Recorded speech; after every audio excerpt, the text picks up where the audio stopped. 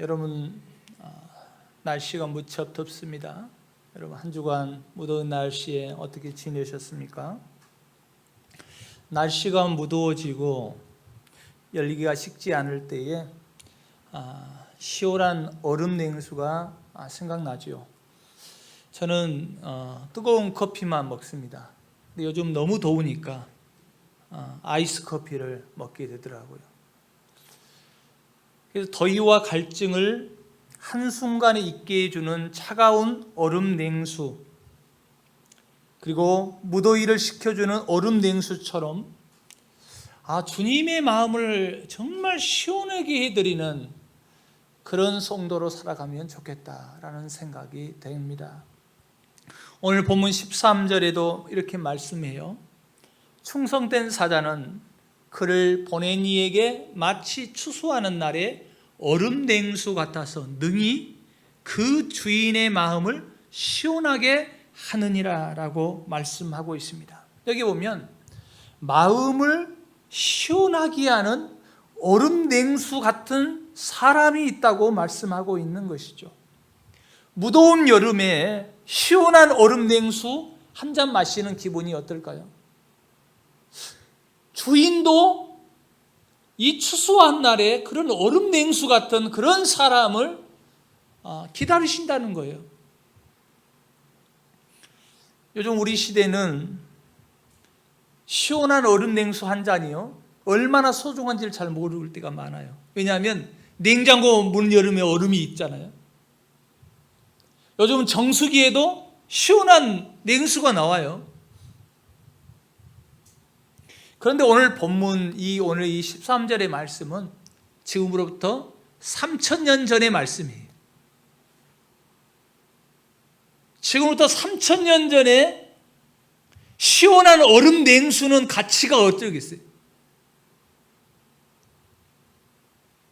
3000년 전에는 냉장고가 없어요. 정수기가 없습니다.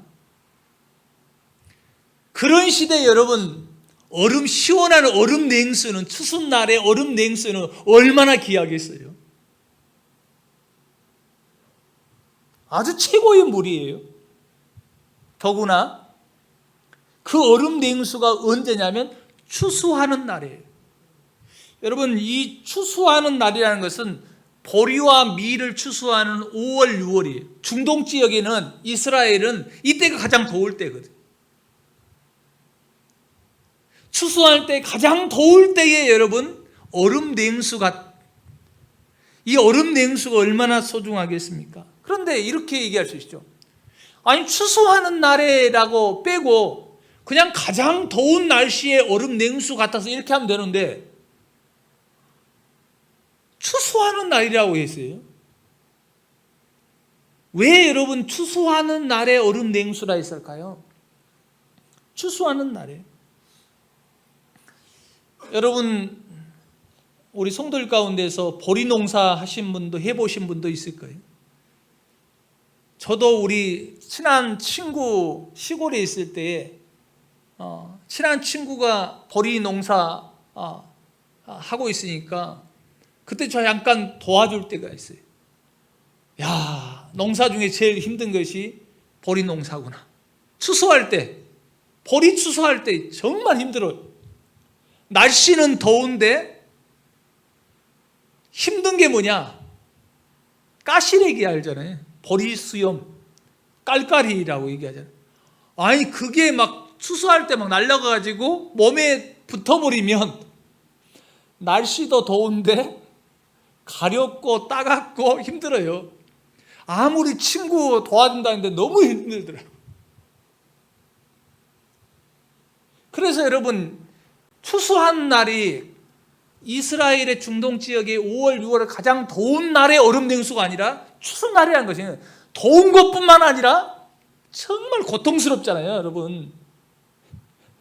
보리 추수할 때 덥기도 하는데 너무 깔깔이가 막 뒤에서 아무리 바람 불어도 털어도 떨어지지 않고 그 고통스러운 그때에 얼음 냉수 같다. 이 얼음 냉수가 얼마나 귀한 것을 말씀해 주고 있는 거예요. 그래서 바로 추수한 때, 바로 그런 때, 가장 덥고 가장 힘들고 가장 고통스러울 때 얼음 냉수 한 잔이 얼마나 시원하네. 그런데 문제는 3000년 전에는 이 얼음 냉수가 흔하지 않죠. 이 솔로몬 시대 때인데 솔로몬은 궁중에서 얼음 냉수를 먹을 수 있어요. 왕이니까. 어디서 그 얼음을 가져오냐면 헬몬산이라고, 여러분 갈릴리 바다 이쪽에 헬몬산 만년설이 있어요. 거기서 얼음을 가지고 신하들 시켜가지고 그걸 운반하는 게 얼마나 힘들겠어요. 그걸 보관한다는 게 얼마나 힘들겠어요. 솔로몬 왕은 그거 시원 냉수요 먹으면 얼마나, 왕임에도 불구하고 그거 여름철에 추수날에 먹는 것이 얼마나 귀한 줄 알아요. 주인의 마음을, 왕의 마음을 시원케 해드리는 얼음 냉수라는 거예요. 그럼 여러분 일반 평민들은요, 그 당시 때 여러분 우리가 쉽게 냉장고에서 얼음이 아니라 평민들은 여러분 이 시원한 얼음 냉수요 상상할 수 없어요. 그런데 이 무더운 날씨에 얼음 냉수만 얘기하는 것이 아니라 그 이야기를 하면서 그것을 사람에게 비유하는 거예요. 사람에게 비유한 게 뭐냐? 이 사람도 주인의 마음을 시원하게 한 사람, 얼음 냉수같이, 추수 때에 얼음 냉수같이 주인의 마음을 시원하게 해주는 사람이 있다는 거예요. 그게 여러분 13절에 딱 처음 시작할 때 어떤 사람이냐 했더니 이렇게 얘기하는 거예요. 충성된 사자는 주인의 마음을 얼음 냉수가처럼 시원하게 해주는 사람이라는 거예요. 여러분, 이 충성된 사자라는 것은 왕의 명령을 받아가지고 왕을 대신해서 다른 나라에 가서 외교 문제를 해결하는 사람이에요. 지금으로 말하면 나라와 나라 사이에 분쟁이 있을 때 대통령의 특사로 가는 거예요. 여러분, 나라와 나라에 문제가 생겼을 때에 대통령 특사나 사자에 그들에게 주어진 요구가 뭐냐? 충성해야 돼. 왕에게, 나라에 충성심해야 돼. 오늘도 여러분 충성된 사자, 그냥 사자가 아니라 충성해야 돼. 충성된 사자가 되는 거예요. 우리나라 고려시대에 북쪽에 거란족이 세운 요나라의 소손령이 쳐들어왔을 때에 왕이 신하들이 얼마나 두려웠겠어요. 와, 이 요나라의 소손령이 쳐들어왔는데 이 큰일 났다. 그래가지고 사자를 보내서 서의를 보내잖아요.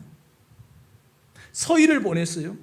왕은 이 서의를 보내놓고 이 사자를 보내놓고 노심초하죠. 아유, 문제가 잘 풀릴까? 더 큰 어려움이 생기면 어쩔까? 만약에 이 땅에, 고려 땅에 전쟁이 일어나면 어쩔까? 왕이 잠을 못 자는 거예요. 가슴 졸이고 기다리고 있는데 사자가 와서 이렇게 얘기하는 거예요. 왕이여, 모든 문제가 풀렸습니다. 이런 그 말 한마디가 추수 때에 얼음 냉수같이 주인의 왕의 마음을 시원하게 해준다는 거예요. 충성된 사자가 주인의 마음을 기쁘게 하는 사람이라는 거예요. 그래서 여러분 강동 6주까지 얻었잖아요. 여러분 전쟁이 일어나지 못하게 막을 뿐만 아니라 서희가 강동 6주 평안북도 북쪽까지 땅까지 얻게 했다는 거예요. 그러니까 왕의 마음은 얼마나 시원하겠어요. 그 사람이 뭐냐? 충성된 사자예요. 그런데 오늘 성경은 오늘 우리에게 저와 여러분도 하나님의 사자로 이 세상에 파송된 자라 얘기하는 거예요. 고린도후서 5장 20절에 이렇게 말해요. 그러므로 우리가 따라합시다. 그리스도를 대신하여 사신이 되었다. 우리가 그리스도를 대신해서 지금 사신이 됐다는 거예요. 이 땅에 사신이 됐다는 거예요. 갈수록 타락하는 이 시대 가운데 주님의 마음을 시원하게 해드리는 사신으로 살면 얼마나 좋겠어요. 주님의 기쁨이 되는 사신으로 살아가는 것이 얼마나 중요해요. 그럼 나도 하나님 나라에 나의 왕 대신 하나님의 명령을 받아서 이 땅에 파송된 사신으로 사명을 감당할 때 가장 필요한 것이 무엇이냐? 그것은요 충성이에요. 그래서 여러분 13절에 점치할 때에 충성된 사자예요. 하나님 오늘도 우리의 삶 속에서 삶의 현장에서 하나님의 충성된 일꾼으로 살아가기를 원하는 거예요.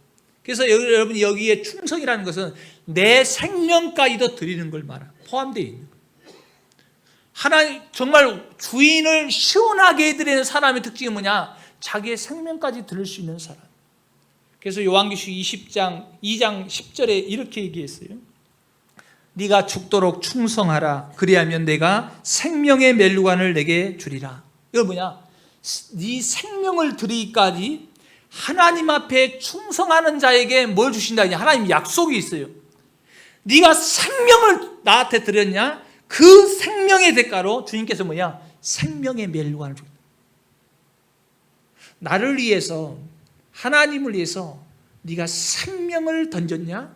그러면 그 생명의 대가로 내가 생명의 멸류관을 주겠다라고 말씀하고 있어요. 그래서 오늘 본문에 충성된 사자는 그 주인을 위해서 생명까지 드리는 사람이에요.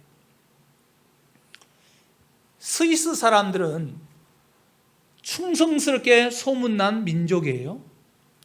스위스 하면 여러 가지 있죠. 알프스 산맥 아름다운 풍경도 있지만 스위스 하면 그 중에서 바티칸 방위를 맡고 있는 군대, 스위스 군인이 또 유명합니다. 로마 교황 책임인 바티칸은요 아무나 여러분 호위병으로 쓰지 않아요. 그런데 스위스 군사 용명들만 사용하고 있는 거예요. 그 이유가 뭐냐? 1789년에 프랑스 혁명이 일어나요. 그때에 스위스가요, 그때는 어려웠어요, 나라가서. 그래서 용병으로 파송을 했어요, 프랑스에. 1789년 대혁명 때 당시 루이 13세 호위병을 프랑스 병사뿐만 아니라 스위스 용병 768명, 그리고 다른 나라에서 온 용병들까지 해서 프랑스 루이 16세를 호위하고 있었어요. 그런데 대혁명이 일어난 거예요. 그래가지고 시대가 왕궁으로 침개고자 프랑스 병사들이 다 도망가 버린 거예요. 그리고 다른 나라에서 온 용병들도 다 도망가 버려요. 그런데 여러분, 스위스 용병들만 그 왕을 지키고 있는 거예요. 다 도망가 버렸는데 거기만 지키는 거예요. 근데 이 프랑스 16세, 루이 16세가 아이고 이제는 도저히 이길 수 없으니까 너희들은 프랑스인도 아니잖아. 내 나라 군사들도 다 도망갔는데 너희 고향으로 돌아가라. 이미 전쟁의 습변은 끝났다. 너희 고향으로 스위스로 돌아가라. 그런 거예요. 그랬더니 이 스위스 용병들이요, 지도자들이 모여서 회의를 했는데 이렇게 얘기한 거예요. 우리 스위스 군대는 한 번 지킨 신의는 끝까지 지킵니다. 그리고 그래서 이 스위스 용병들이 한 명도 철수하지 않냐고 끝까지 지킨 거예요. 끝까지 항전해서 768명이 다 전사를 한 거예요. 그때부터 1789년 프랑스 대혁명부터 스위스 군대의 충성심을 높이 사가지고 로마 교황청 아무나 지키는 게 아니거든. 스위스 군대가 지키도록 지금까지 하고 있는 거예요. 스위스 군대는 자기에게 맡겨진 일에 대해서 목숨을 걸고 신의를 지킨다는 것을 인정받은 거예요. 전 세계에 인정받았어요. 스위스 용병들은 정말 믿을 만하다, 신의를 지키는 사람이다 라고 인정을 받는 것이죠. 우리가 하나님 앞에서 그죠, 우리가 하나님이 보실 때도요 그렇게 신의를 지키는, 끝까지 신의를 지키고 신앙의 믿음을 지키는 자가 되어야 되죠. 하나님 앞에 인정받는 사람이 되어야 돼요. 지금도 여러분 이 스위스 군대만 뿐만 아니라 스위스 은행도요 유명하잖아요. 스위스 은행 하면 신뢰가 있다, 신의를 지킨다. 그래서 전 세계 은행에 없는 것이 뭐냐? 스위스 은행은 어떠한 상황이 있을지라도 절대로 고객의 정보를 누구에게도 주지 않아요. 그래서 여러분 스위스 은행이 유명한 거예요. 우리가 하나님께 충성된 사람이 된다고 하는 것도 마찬가지예요. 하나님께서 우리에게 맡겨진 일을 할 때 어쩔 때는요, 손해볼 수 있어요.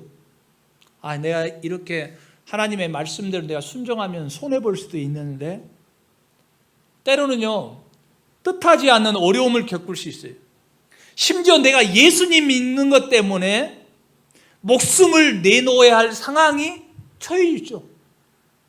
인류 역사 가운데 그런 상황들이 순간순간 오잖아요. 갑자기 오는 거예요. 그럴지라도 하나님과의 약속한 것을 기억하면서 하나님과의 신의를 끝까지 지키는 자가 뭐예요? 충성된 사자예요. 그런 충성된 사자가 추수 때에 얼음 냉수 같아서 주인의 마음을 시원하게 드립니다. 왕의 마음을, 하나님의 마음을 시원하게 해드리는 성도라라고 말씀을 하고 있는 거예요. 여러분, 내 생명을 다해서 약속한 것을 끝까지 지키는 것이죠. 이 사람이 뭐냐면 순교자예요. 그래서 요한계시록 여러분, 끝까지 여러분 하나님 앞에 신인을 저버리지 아니하고 끝까지 그 목숨까지 내놓으면서 충성한 사자, 순교자를요, 우리 하나님이 얼마나 가장 귀하게 복된 자리에 앉혀놓습니까? 하나님께서 우리에게 주시는 사명의 자리가 있어요.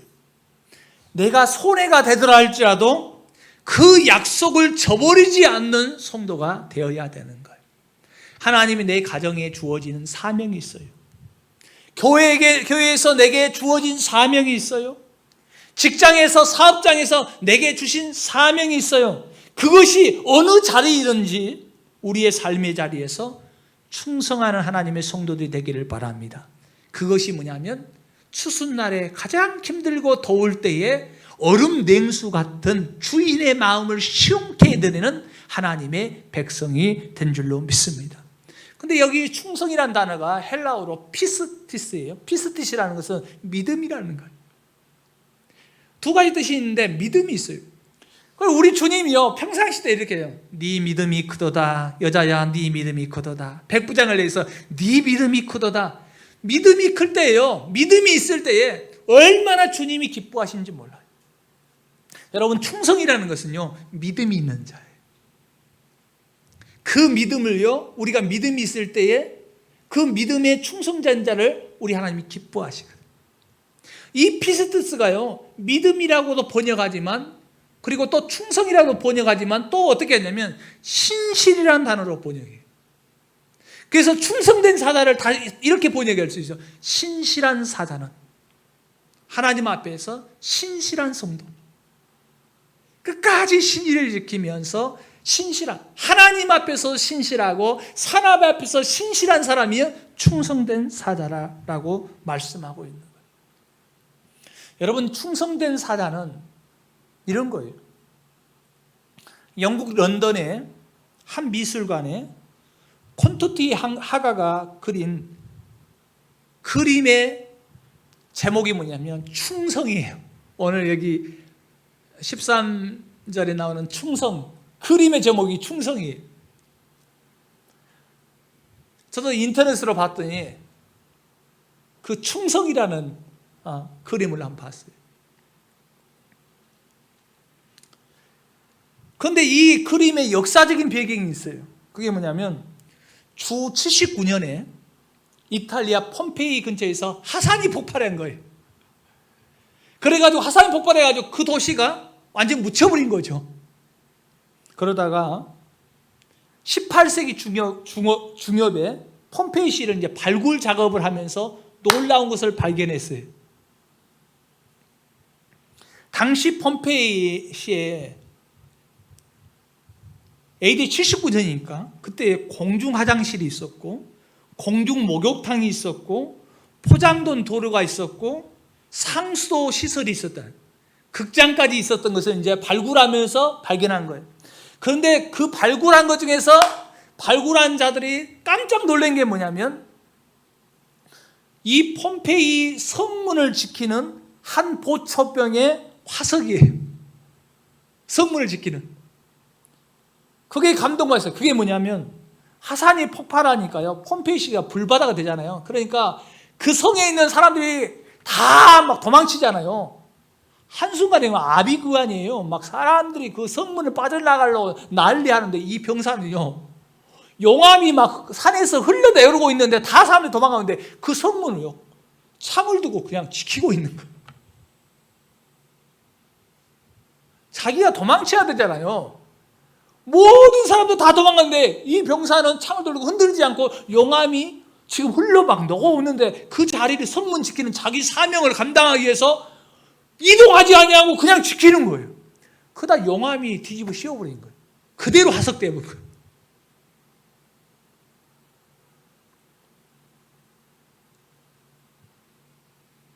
그 용암이 되면서 그 화석되어 있는 이 병사를 보고 그린 것이 뭐냐면 충성이에요.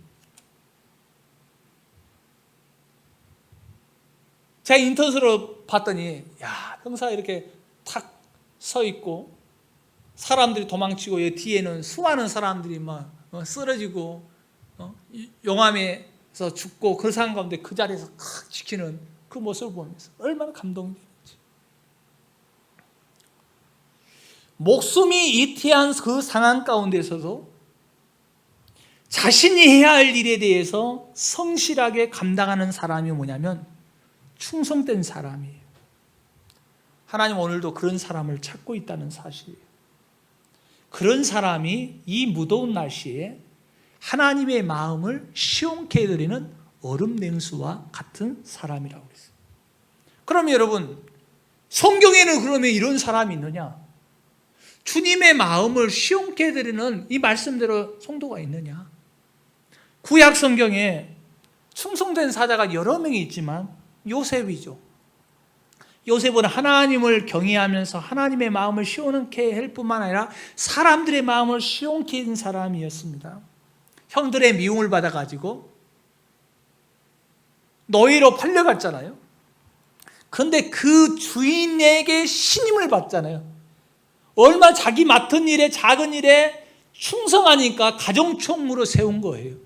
주인이 인정하는 거예요. 주인의 마음을 시원케 해드리는 사람이 뭐예요? 요셉이잖아요. 또한 그 주인의 아내가 모함해 가지고 감옥살이 하잖아요. 그런데 거기서도 간수장의 마음에 드는 사람, 인정받는 사람, 그의 성실과 충성으로 말미암아서 믿을 만한 사람. 그래서 이 감옥에서도 그 일을 맡겨놓은 거예요. 또한 하나님의 섭리로 왕의 꿈을 해몽하잖아요. 그 꿈을 해몽해서 국무총리가 됐는데 7년에 흉년이 있을 때 대비하잖아요. 곳곳에 창고를 세우면서 자기의 맡겨진 일에서 최선을 다하고 충성을 하니까 왕의 마음을 뭐요? 시원하게 해드리는 사람이죠. 주인의 마음을 시원하게 해드리는 사람. 그래서 여러분 구약에도 충성된 사람이 있어요. 창세기 24장에는요. 아브라함의 종 엘리에셀이 있죠. 엘리에셀에게 아브라함이 그죠. 야, 내 아들이 이제 장가 갈 때가 됐는데 신부감을 구해와라. 하란에서. 저 멀리 하란에서 가서 구해와라. 엘리에셀은 여러분 기도하면서 맡겨진 아브라함의 주인의 그 맡겨진 사명을 위해서요. 기도하면서 얼마나 철저하게 합니까? 하나님 앞에 그 순간순간 물어보면서. 그래가지고 하나님의 섭리로 말미암아서 리브가 집을 딱 가게 되잖아요. 그런데요, 그냥 밥 먹으세요. 밥 먹고 얘기합시다. 아니요, 필요 없어요. 엘리에셀 종은 먼저 내 할 말을 하고 하겠습니다. 자기의 사명이잖아요. 주인에게 충성된 종으로 사자로 나는 이 사명 감당해야지. 내가 지금 먹을 것이 아니라는 거예요. 편하게 쉬는 게 중요한 게 아니라는 거예요. 나는 학답을 받아야 되겠다는 거예요. 이 리브가를 내가 데리고 허락해 주면 내가 밥을 먹겠다는 거예요. 그게 뭐냐? 아브라함의 이 주인의 마음을 시원케 해드리는 거예요. 하나님도 여러분 마찬가지예요. 세상 어떤 것보다도 여러분 하나님의 일을 먼저 앞장서고 충성하는 사람을 하나님 오늘도 찾고 계세요. 그 마음을 시원하게 해드리는 거예요. 그래서 성경에는 여러분 모세, 여호수아, 사무엘, 다윗, 엘리야, 이사야, 에레미야 등등 수 없는 하나님의 마음을 시원케 해드리는 여름 냉수 같은 그런 일꾼들이 얼마나 많습니까? 다윗의 인생 가운데서 여러분 30명 용사했는데 그 중에서 3명이요. 다윗이요. 고향 베들레헴에 그 고향이 그리워가지고 거기 정말 베들레헴에 좀 물 좀 먹고 싶다. 그러니까 이 3명의 군사가 그 블레셋 적진을 뚫고 가가지고 물을 얻어오잖아요. 그러니까 여러분 이 다윗이 얼마나 감동을 받은지 이렇게 충성된 신하가 있는 걸 감동받아요. 여러분 하나님은 어쩌겠어요? 하나님은 여러분 어쩌겠어요? 여러분 사람도 그러는데 하나님은 말할 것도 없는 거예요. 신약에는요 우리 예수님이요 충성된 사자의 모범을 보이셔요. 이 땅에 오셔가지고 철저하게 자기의 뜻이 아니라 하나님의 뜻을 온전히 이루잖아요. 십자가에서 내가 다 이루었다. 그 뜻을 온전히 이루는 사람, 이런 분이죠. 그러면서 그 예수님이 이렇게 말씀하셨어요. 잘하였다 착하고 충성된 종아, 네가 적은 일에 충성하였음에 내가 많은 것을 내게 맡기라. 우리 주님도 오늘 13절처럼 충성된 사자를 기뻐하시구나. 충성을 기다린다. 그래서 마태복음 25장에 5달란트, 2달란트 그거 가지고 열심히 한 사람은 충성하는 사람은 뭐라 해요? 그 충성해야 돼? 우리 하나님이 칭찬하셨어요. 기뻐하셨어요. 근데 1달란트 받은 사람은요 땅에 묻어도 일하지 않아요. 악하고 게으른 종이라고 책망을 받았어요. 이 여름날에 주님의 마음을 시원하게 해드리는 충성된 사자를 주인만 왕뿐만 아니라 우리 하나님도 우리 주님도 기뻐 받으신다는 사실인 거예요. 마태복음 25장에 이어서 양과 염소의 비유에서도 이렇게 마지막 때 양과 염소를 나누면서 오른쪽에 있는 양들에게 이렇게 말해요. 너희는 하나님 나라에 복받을 사람이다. 내가 줄일 때 너희가 먹을 걸 주었고 목마를 때 마시게 했고 나그네 되었을 때 영접하였고 헐벗을 때 옷을 입혀줬고 병들었을 때 돌봐왔고 옥에 갇혔을 때에 와서 보았느니라. 우리가 언제요? 그때 주님이 이렇게 말씀해요.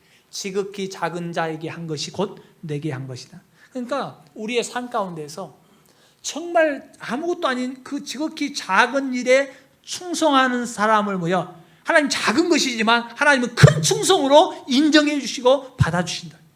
작은 일에 내가 신실하게 그 일을 감당하면 하나님께서는요 그것을요 어마어마하게 큰 신실함으로 우리 하나님이 보상해 주신다는 사실인 거예요. 그런데 디모데후서 2장에는요 여기에 머물지 않아요. 우리 구약의 정말 믿음의 사람, 충성된 인물, 우리 예수님의 제자들 그것으로 끝나는 것이 아니라 디모데후서 2장 2절에 이렇게 말해요. 또 네가 많은 증인들 앞에서 내게 들은 바를 충성된 사람들에게 부탁하라. 구약에 충성된 사람뿐만 아니라 우리 예수님도 이 땅에 충성하셨죠. 예수님의 제자들도 목숨을 내놓고 하나님 앞에 충성하죠. 모두가 순교예요. 그런데 뭐냐면 그 제자들이 충성된 사람에게 또 맡기라는 거예요. 그러면서 또 이렇게 얘기해요. 그들이 또 다른 사람들을 가르치셨어요. 그러니까 그 충성된 사람이 구약으로 예수님 제자들로 끝나는 것이 아니라 제자들의 제자들로 끝나는 것이 아니라 오늘 이 시대의 저와 여러분에게도 충성된 사람에게 맡기는 거예요. 그러니까 오늘도 저와 여러분이 바로 13절에 충성된 사자예요. 그러면 여러분 예수님의 제자로 끝나는 것이 아니라 고린도서 16장 17절에 뭐라고 있냐면 이렇게 성경이 이렇게 기록합니다.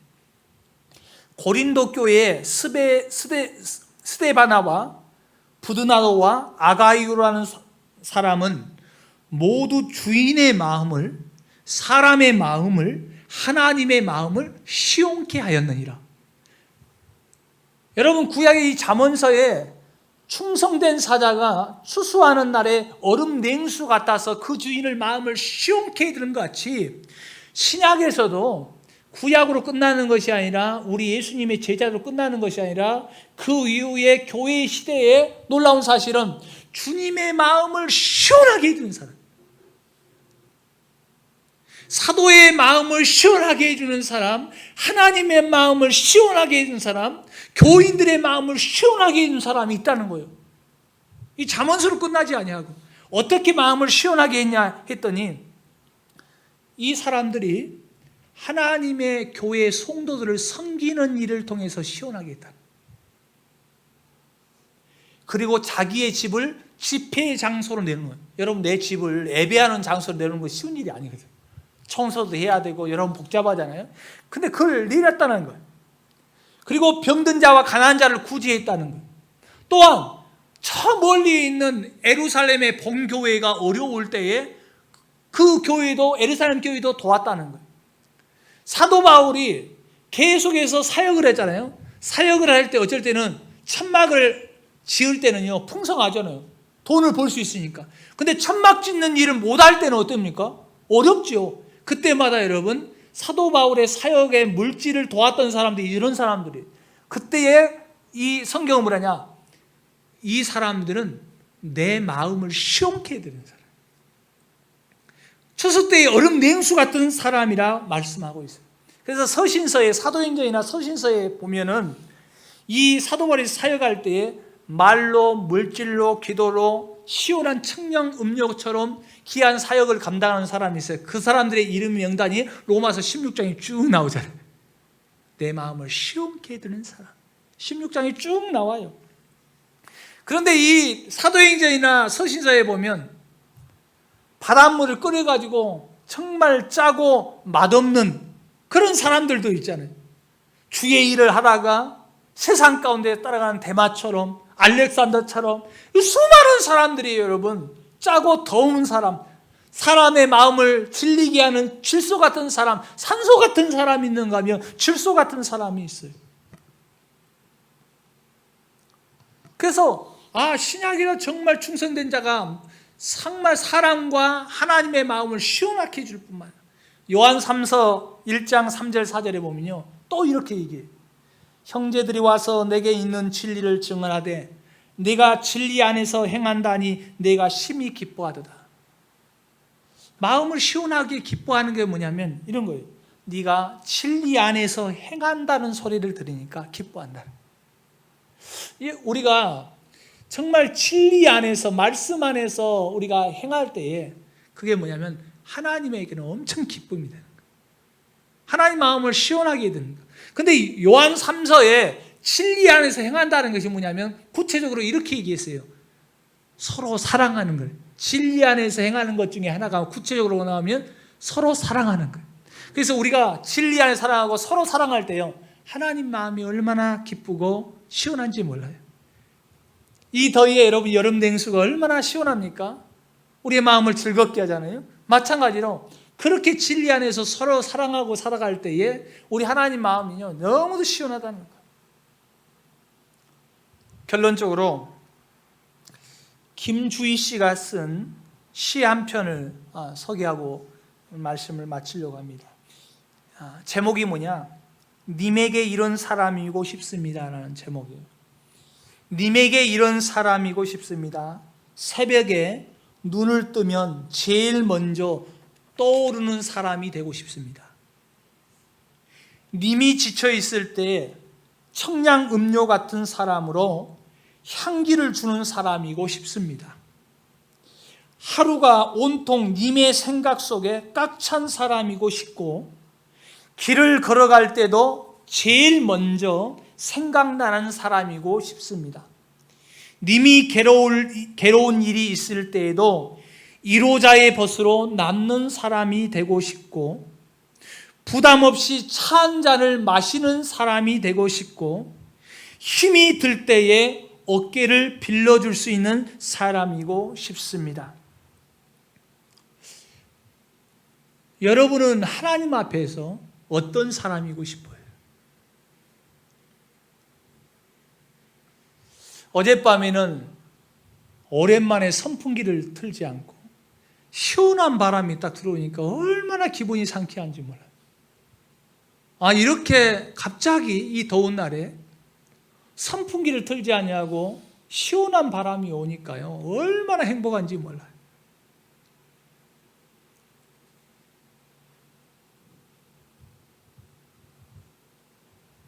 우리 하나님이 여러분을 향해서 어떤 마음일까?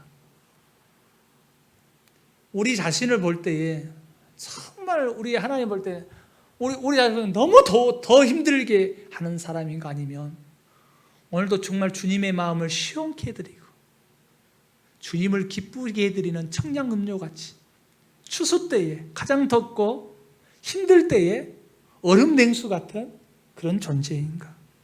물 뒤돌아보면서 여러분의 남은 여생을 충성과 신실함으로, 그리고 성김과 사랑으로 우리 주님과 그리고 사람들의 마음을 시원하게 해드리는 그런 충성된 사자로, 충성된 성도로 살아가기를 주님의 이름으로 축복합니다. 기도하십시다. 오늘 말씀을 기억하면서 우리 하나님의 기쁨이 되고 우리 하나님 마음을 시원하게 해드리는 그런 충성된 성도로 살게 도와주시옵소서. 어떤 어려움이 있고 내 목숨이 이태로울지라도 끝까지 하나님의 약속을 지키며 신의를 지키는 하나님의 백성으로 살게 해주시옵소서 하고 다 같이 동성으로 기도합니다. 사랑의 하나님, 감사, 영광을 올려드립니다. 나는 이 무더운 날씨에 하나님 앞에 어떤 존재인지, 나는 시원한 얼음 냉수같이 주인의 마음을 시원하게 하는 존재인지, 아니면 아버지의 마음을 아프게 하면서 하나님의 약속을 저버리고 신의를 저버리고 세상 가운데서 방황하는 존재인지, 오늘 말씀을 통해서 다시 한번 뒤돌아보게 도와주셨습니다. 다시 한번 충성된 사자로 나를 이 땅에 보내신 우리 하나님 아버지의 마음을, 주인된 마음을 시원하게 해드리는 얼음 냉수 같은 하나님의 자녀가 되기를 원합니다. 하나님 아버지, 이 무더운 날씨에 시원한 냉수가 얼마나 우리를 시원하게 하는지, 시원한 바람이 얼마나 우리의 마음을 편안하게 하는지, 행복하게 하는지, 이걸 보면서 나는 오늘도 우리 주님의 마음을 시원하게 해드리고 기쁘게 해드리는 하나님의 권석인지 백성인지 자녀인지를 다시 한번 뒤돌아보게 도와주시고, 우리 주님이 우리를 마실 때에 역겨워서 토하는 정말 라오디오 교회 같은 성도가 되지 않게 하시고, 뜨겁지도 않고 차지도 아니하고 미지근한 백성이 되지 않게 하시고, 석회수가 섞여있는 먹지도 못하는 물이 되지 않게 하시고, 정말 이 무더운 날씨에, 이 타락한 시대에, 하나님을 저버리는 이 시대 가운데 노아의 때와 같이, 롯의 때와 같이 이 마지막 때에 정말 청량음료처럼 주님을 기쁘시게 하고 주님을 원하시는 뜻을 쫓아가는 하나님의 성도로 살아가도록 주의